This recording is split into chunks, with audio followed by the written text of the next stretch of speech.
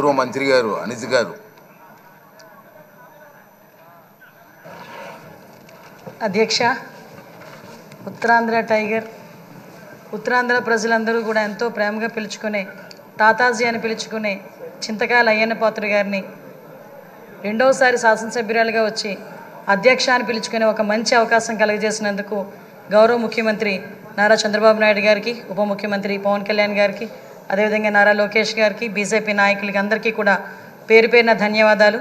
అదేవిధంగా ఈ శాసనసభలోకి నన్ను గౌరవంగా పంపించిన నా పాయకరావుపేట నియోజకవర్గ ప్రజలందరికీ కూడా ధన్యవాదాలు, నమస్కారాలు తెలియజేసుకుంటున్నా.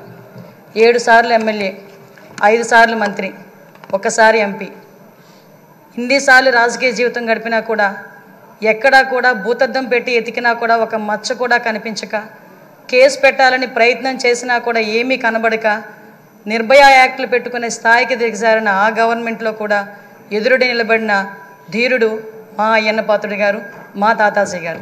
అటువంటి వ్యక్తిని ఈరోజు స్పీకర్ స్థానంలో కూర్చొని ఈరోజు ఎంతోమంది ఎమ్మెల్యేలకి మార్గదర్శకంగా కూర్చోబెట్టినందుకు నిజంగా అందరికీ కూడా, ఇక్కడ ఉన్న వాళ్ళందరికీ కూడా పేరు పేరున నేను ధన్యవాదాలు, నమస్కారాలు తెలియజేసుకోవాలి.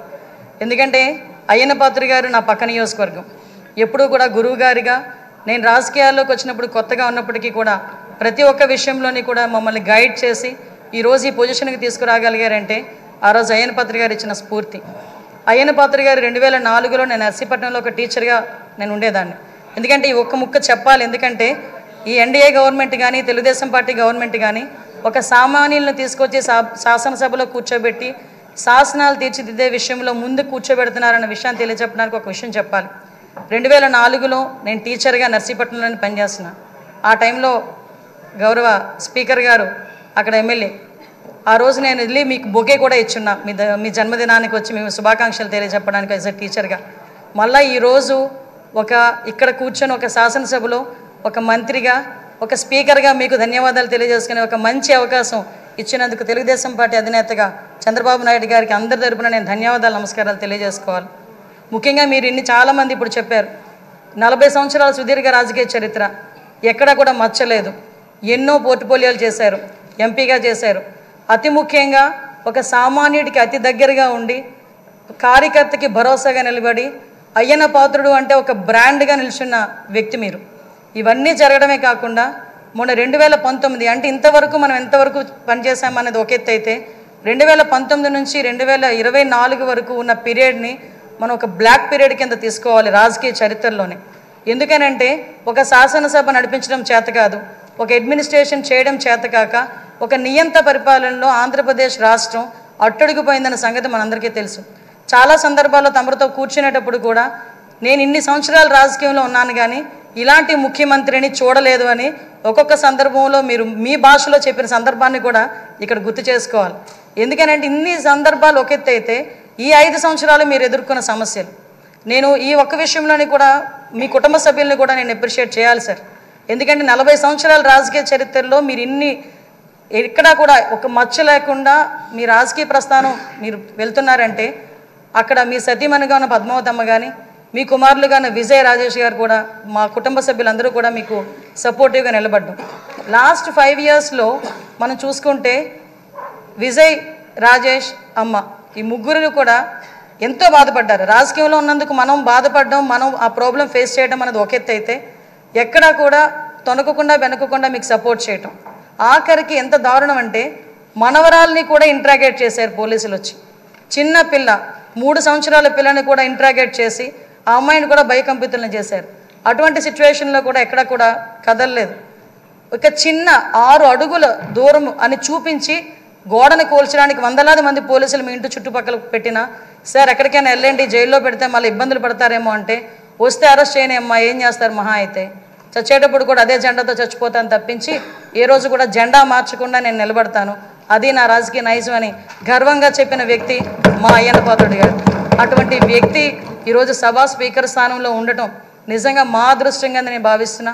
అదేవిధంగా ఈరోజు ఏదైతే ఇందాక మన నాయకులందరూ కూడా చెప్పున్నారు, లాస్ట్ 5 సంవత్సరాల్లో పరిస్థితి ఎలా ఉందంటే ఇంకొక విషయం ఇక్కడ చెప్పాలి సార్. ఎందుకంటే ఈరోజు ఒక బీసీ నాయకుడిని, ఒక 40 సంవత్సరాల సుదీర్ఘ అనుభవం రాజకీయ అనుభవం ఉన్న ఒక నాయకుడిని సరైన పొజిషన్లో సరైన మనిషిని సరైన పొజిషన్లో కూర్చోబెట్టేటప్పుడు ప్రతిపక్ష హోదాలో ఉన్నవారు, ప్రతిపక్ష హోదా కూడా కాదు, మినిమం మా పార్టీ ఎమ్మెల్యేలు ఇక్కడికి వచ్చి పార్టీ సభ్యుల కింద మిమ్మల్ని కూర్చోబెట్టడం ఒక సంప్రదాయం. సాంప్రదాయాలకు విలువిచ్చే ఒక పార్టీగా, సాంప్రదాయాలు విలువిచ్చే అధికార పక్షంగా నిన్న కూడా ప్రమాణ స్వీకారాలు చేసేటప్పుడు 11 మందిలో ఒక ఎమ్మెల్యే మాత్రమే జగన్మోహన్ రెడ్డి అన్న వ్యక్తి, అతనికి ప్రతిపక్ష హోదా లేదు. అలాంటి వ్యక్తిని కూడా సీరియల్ ప్రకారమో ఆల్ఫాబెట్ ప్రకారమో పిలవకుండా ఒక గౌరవ మాజీ ముఖ్యమంత్రి అన్న ఒక హోదాలో మనం పిలిపించి మినిస్టర్స్ తర్వాత అతను ప్రమాణ స్వీకారం చేసే అవకాశం ఇచ్చాం. అది మన గౌరవం, మన సంప్రదాయం. అది కాకుండా ఈరోజు అటువంటి సంప్రదాయం ఎందుకు వాళ్ళు రిసీవ్ చేసుకోలేకపోతున్నారు? ఈరోజు ఒక బీసీ నాయకుడు, ఆయన రాకపోతే పోయాడు, ఆయన పులివెందులు వెళ్తాడు, ఎక్కడికి వెళ్తాడు. మిగతా సభ్యులను కూడా పిలిపించి కూర్చోబెట్టి మిమ్మల్ని ఆ స్థానంలో కూర్చోబెట్టని పిలిపించుంటే ఎంత గౌరవంగా ఉండేది. అంటే వాళ్ళకి గౌరవం ఇచ్చి పుచ్చుకోవడం కూడా చేత కాదన్న సంగతి ఈ ఒక్క సభ మొదటి రోజే మనందరికీ కూడా అర్థమైంది. నేను ఒకటే అప్పీల్ చేస్తున్నాను సార్, ఈ సభలో ఇంతకు ముందు జరిగిన అవమానాలు కానీ, ఏ ఆడపిల్లకి కూడా ఇంతకు ముందు జరిగిన అవమానాలు కానీ, ఏ ఒక్కరికి కూడా, ఆడపిల్లలకే కాదు ఇక్కడ శాసన సభ్యులకి కూడా ఎక్కడ కూడా ఎటువంటి అవమానాలు జరగకుండా చూసుకునే బాధ్యత. ఎందుకంటే నాయకుడిగా 40 సంవత్సరాల సుదీర్ఘ అనుభవం చంద్రబాబు నాయుడు గారి కంట కన్నీరు చూసింది ఈ అసెంబ్లీని. అటువంటి ఈ అసెంబ్లీలో ఆ రోజు కౌరవ సభగా ఉన్న అసెంబ్లీలోకి మళ్ళా గౌరవ సభగా వస్తానని చెప్పి ప్రమాణం చేసి ఇంతమంది సభ్యుల్లో గౌరవంగా మమ్మల్ని కూడా తీసుకొచ్చినందుకు ప్రత్యేకంగా ఆంధ్రప్రదేశ్ రాష్ట్ర ప్రజలందరికీ కూడా ధన్యవాదాలు తెలియజేసుకోవాలి. ఎందుకంటే 175 మంది అంటే ఒకటి మాత్రం చెప్పాలండి, 5 కోట్ల ఆంధ్రప్రదేశ్ ప్రజల్లో 175 మందికే వస్తుంది అధ్యక్ష అని పిలిచే పలుకు. ఒకే ఒకరికి వస్తుంది అధ్యక్ష అని పిలిపించుకునే ఒక వర్డ్. అది మీరవ్వటం నిజంగా మా అదృష్టం, ఉత్తరాంధ్ర ప్రజలు చేసుకున్న అదృష్టంగా నేను భావిస్తున్నా. అటువంటి ఉత్తరాంధ్ర నుంచి వచ్చిన మీరు ఈరోజు ఇందాక పెద్దలు గౌరవనీయులందరూ చెప్పినట్టుగా ఉత్తరాంధ్ర ప్రజలకే కాదు ఆంధ్రప్రదేశ్ రాష్ట్ర ప్రజలకి, అదేవిధంగా భారతదేశంలో ఉన్న స్పీకర్లందరికీ కూడా ఆదర్శప్రాయంగా ఉంటారని నేను మనస్ఫూర్తిగా నమ్ముతున్నా. మీకు ఆ బ్యాలెన్సింగ్ ఉంది సార్. చాలామంది ఏమనుకుంటారంటే మనం స్పీడ్ అవుతామేమో అనుకుంటారు, కానీ మీకు ఆ బ్యాలెన్సింగ్ ఉందన్న సంగతి నాకు తెలుసు. ఎందుకంటే మిమ్మల్ని అతి దగ్గరగా మీ కుటుంబ సభ్యురాలుగా నన్ను ఎప్పుడు కూడా ఒక కూతురుగా చూసుకుంటారు. అమ్మ కూడా ఎప్పుడు కూడా మమ్మల్ని అందరినీ కూడా ఆదరిస్తారు. మీకు ఇంకొక విషయం చెప్పి ముగిస్తాను సార్. నేను లాస్ట్ టైం గవర్నమెంట్లో ఏదైతే ఆడపిల్లల మీద ట్రోలింగ్ కానీ, సోషల్ మీడియాలో ట్రోలింగ్స్ కానీ, అదేవిధంగా వ్యక్తిగతంగా మాట్లాడడం కానీ, మీరే కాదండి అక్కడున్న చాలామంది అండి సోషల్ మీడియాలో బాధలు పడ్డాం. బయటకు వస్తే నోటుకు వచ్చినట్టు తిట్టారు. మీతో పాటు మాకు కూడా 23 కేసులు ఇంచుమించుగా కేసులు పరంపర నడుస్తుంది. మీరు నేను కలిపి ఉన్న కేసులు చాలా ఉన్నాయి, ఇంచుమించు 4-5 కేసులు ఉన్నాయి. ఇవన్నీ మళ్ళీ పునరావృతం కాకుండా రాబోయే తరాల వారికి ఒక శాసనసభ అంటే ఇలా ఉండాలి. లాస్ట్ 5 ఇయర్స్ చాలామంది నాతో చెప్పారు, మేము పిల్లలతో కూర్చొని శాసనసభ చూడలేకపోతున్నాం. ఇంతకుముందు స్కూల్ పిల్లల్ని తీసుకొచ్చి గ్యాలరీలో కూర్చోబెట్టి శాసనసభ అంటే ఇలా జరుగుతుందని చూపించేవారు. అటువంటి సంప్రదాయం పోయి ఈరోజు టీవీలు ఆఫ్ చేశారు లాస్ట్ 5 ఇయర్స్ కూడా. అలా కాకుండా అందరూ కూడా శాసనసభను వీక్షించి జరిగే చట్టాలని కూడా వాళ్ళందరూ కూడా పాలు పంచుకునే అవకాశం కూడా మనందరం కూడా కలిగజేయాలని, దానికే మీరు సూటబుల్ వ్యక్తిగా మేము అనుకుంటూ మీకు మరొకసారి ఉత్తరాంధ్ర తరపున, పాయకరావుపేట నియోజకవర్గం తరపున ధన్యవాదాలు, అభినందనలు తెలియజేసుకుంటున్నాను సార్. Thank you. పెద్దలు మంత్రివర్యులు రామానాయుడు గారు, నిమ్మల రామానాయుడు గారు. అధ్యక్ష, ఈరోజు శాసనసభ స్పీకర్గా ఎన్నికై పదవి బాధ్యతలు స్వీకరించినటువంటి మీకు ముందుగా హృదయపూర్వకమైనటువంటి అభినందనలు ముందుగా తెలియజేసుకుంటూ ఉన్నా. ఎందుకంటే రాజకీయాల్లో నేను కూడా చూస్తూ ఉన్నా, ఒకసారి శాసనసభ్యుడిగా గెలిచి మళ్ళీ ఇంకొకసారి గెలవాలంటే ఎంత కష్టమవుతుందో చూస్తూ ఉన్నాం ప్రత్యక్షంగా. ఇటువంటి రోజుల్లో కూడా మరి 7 సార్లు శాసనసభ్యుడిగా కానీ, పార్లమెంటు సభ్యుడిగా కానీ, మరి ఏ రకంగా అయితే ప్రజల అభిమానాన్ని, ఆశీర్వాదాన్ని మీరు సంపాదించారో అదంతా కూడా మాలాంటి వారికి అందరికీ కూడా ఒక స్ఫూర్తిగా, ఆదర్శంగా తీసుకోవాల్సినటువంటి బాధ్యత మా మీద ఉందని చెప్పి సందర్భంగా మరి తెలియజేసుకుంటూ, అదేవిధంగా ఏదైతే తెలుగుదేశం పార్టీ పరంగా, ఎందుకంటే తెలుగుదేశం పార్టీ అంటే బీసీ అంటే తెలుగుదేశం పార్టీ. ఎందుకంటే నేను కూడా ఆ రోజు చూసా, 1982లో తెలుగుదేశం పార్టీ ఆవిర్భవించక ముందు రాజకీయాలంటే ఒక ఫ్యాక్షనిస్టులు, ఇండస్ట్రిస్టులు, క్యాపిటలిస్టులు, భూస్వాముల చేతిలో ఉండేటువంటి రోజుల్లో ఆ రోజు ఎన్టీ రామారావు గారు రాజకీయం అంటే సామాన్యుడికి తెలియజెప్పేటువంటి స్థితిలో, అందులో ప్రత్యేకించి బడుగు బలహీన వర్గాలకి పెద్దపేట వేసేటువంటి స్థితి ఆ రోజు ఎన్టీ రామారావు గారి దగ్గర నుండి ఈరోజు చంద్రబాబు నాయుడు గారి వరకు కూడా తెలుగుదేశం పార్టీలో ఈ ఆంధ్రప్రదేశ్ రాష్ట్రంలో నేను కూడా చూసినటువంటి పరిస్థితి. అందుకు ప్రత్యేకించి లాస్ట్ టైం కూడా నేను చూసాం, ఏదైతే రెండు పార్టీలు ఏదైతే వైఎస్ఆర్సీపీ తెలుగుదేశం పార్టీ ఉంటే ఆ రోజు కూడా వైఎస్ఆర్సీపీ పార్టీ అంటే ఒక జగన్మోహన్ రెడ్డి, ఒక విజయసాయిరెడ్డి, ఒక సుబ్బారెడ్డి, ఒక సజ్జల రామకృష్ణారెడ్డి, ఒక పెద్దిరెడ్డి రామచంద్రారెడ్డి, ఒక మిథున్ రెడ్డి, వీళ్ళు గుర్తు వచ్చేవారు ప్రజలకి. ఒక తెలుగుదేశం పార్టీ అంటే ఒక కళా వెంకట్రావు, ఒక అచ్చెన్నాయుడు, ఒక అయ్యన్న పాత్రుడు, ఒక యనమల రామకృష్ణుడు, ఒక పేతాని సత్యనారాయణ, ఒక కొల్లు రవీంద్ర, ఒక కాలవ శ్రీనివాసులు, ఒక కేఈ కృష్ణమూర్తి. అది తెలుగుదేశం పార్టీ అంటే ఎప్పుడు కూడా బీసీలకి ఆ రకంగా ఎప్పుడు కూడా ప్రాధాన్యత ఇచ్చేటువంటి పార్టీ అనే విషయాన్ని కూడా మరి నేను కూడా చాలా క్లియర్గా చూడడం జరిగింది అధ్యక్ష. ఆ రకంగా మళ్ళీ ఈ రోజు కూడా, ఎందుకంటే ఆ రోజు కూడా బడుగు వర్గాలకి ప్రాధాన్యత ఇస్తూ ఆ రోజు మా గోదావరి దళిత బిడ్డ బాలయ్య గారిని ఒక అత్యున్నతమైనటువంటి పార్లమెంట్ స్పీకర్గా బాలయ్య గారిని తీసుకోవడం కానీ, అదేవిధంగా మరొక దళిత బిడ్డ ప్రతిభాభారతి గారిని మరి ఇక్కడ స్పీకర్గా తీసుకోవడం కానీ, ఈరోజు మళ్ళీ ఒక అయ్యన్న పాత్ర గారు ఒక సీనియర్ నాయకులు, ఒక బీసీ నాయకులు మళ్ళీ ఈరోజు స్పీకర్గా మరి ఈరోజు ఎన్నిక ఇవ్వడం వేళ చంద్రబాబు నాయుడు గారికి, అందుకు సహకరించినటువంటి పవన్ కళ్యాణ్ గారికి, బీజేపీ అందరికీ కూడా మనస్ఫూర్తిగా పేరు పేరున కూడా మరి ధన్యవాదాలు ఈ సందర్భంగా తెలియజేసుకుంటూ, ఖచ్చితంగా ఏదైతే యొక్క శాసనసభ యొక్క హోందాతనం మరింత పెంచేటువంటి విధంగా, ఎందుకంటే మేము కూడా చూస్తూ ఉంటే ఆ రోజు ఆంధ్రప్రదేశ్ రాష్ట్రం మరి తొలి స్పీకర్గా ఆ రోజు మరి ఐదేవర కాళేశ్వరరావు గారు కానీ, మరి ఏదైతే పిడతల రంగారెడ్డి గారు కానీ, కోన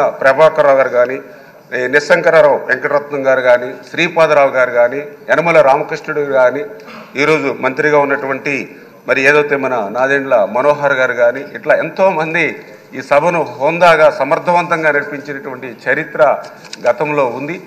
మరి దురదృష్టవశాత్తు మన ముందు మాట్లాడిన వాళ్ళు కూడా చెప్పారు, లాస్ట్ టైం 5 yearsలో కూడా ఏ రకంగా సభ జరిగిందో అందుకు ప్రత్యక్షంగా మేము కూడా సాక్షులమే.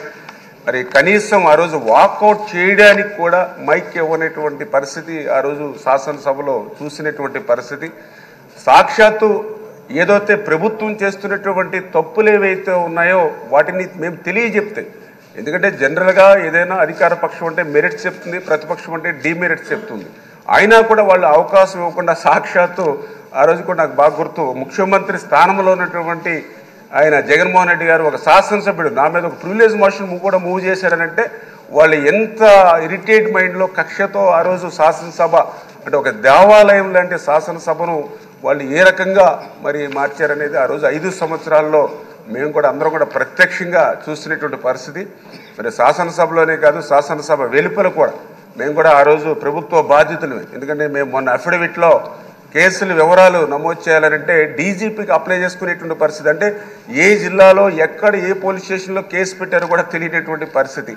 దగ్గర మా మీద నాకు ఆ వివరాలు తెచ్చుకుంటే 25 కేసులు నా మీద నమోదయ్యాయి అంటే నాకే ఆశ్చర్యం అనిపించింది. ఎందుకంటే 2019కి ముందు ఒక్క కేసు కూడా మా మీద లేనటువంటి రోజుల్లో మరి 25 కేసులు ఈ ప్రభుత్వం నమోదు చేశారంటే ఏ రకంగా కక్షలు, కేసులు, వేధింపులతోటి వాళ్ళ పాలన శాసనసభలోనూ సభ వెలుపల ఎట్లా జరిగిందనేది అందరికీ అర్థమవుతున్నటువంటి పరిస్థితి అధ్యక్ష.